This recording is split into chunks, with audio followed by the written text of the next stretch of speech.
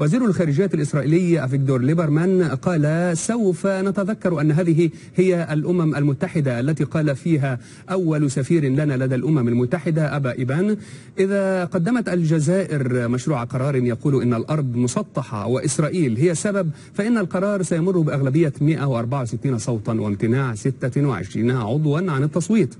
لا يوجد شيء جديد في الأمم المتحدة، ومن الجيد أن الولايات المتحدة هي المنارة الأخلاقية التي تنيرنا في الظلام، هكذا قال ليبرمان.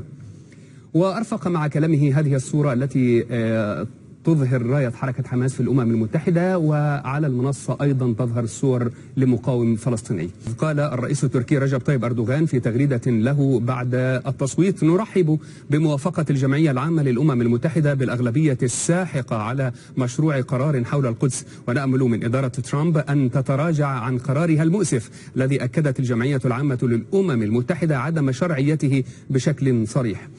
الخبر مقدسي جزائري سعودي. مشجعو كرة قدم جزائريون رفعوا لافتة تجمع وجهي الملك سلمان والرئيس ترامب بوجه واحد، وتحتها عبارة وجهان لعملة واحدة، بالإضافة إلى عبارة البيت لنا والقدس لنا.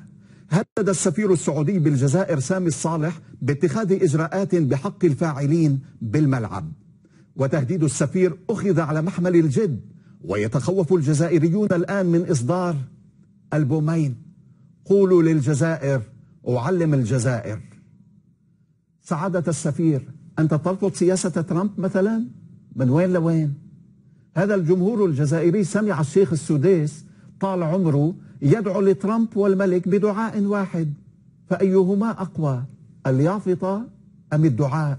بقيادة خادم الحرمين الشريفين وأيضا الرئيس الأمريكي العالم والإنسانية إلى مرافئ الأمن والسلام والاستقرار والرخاء، ونسأل الله تبارك وتعالى أن يسدد الخطى وأن يبارك في الجهود.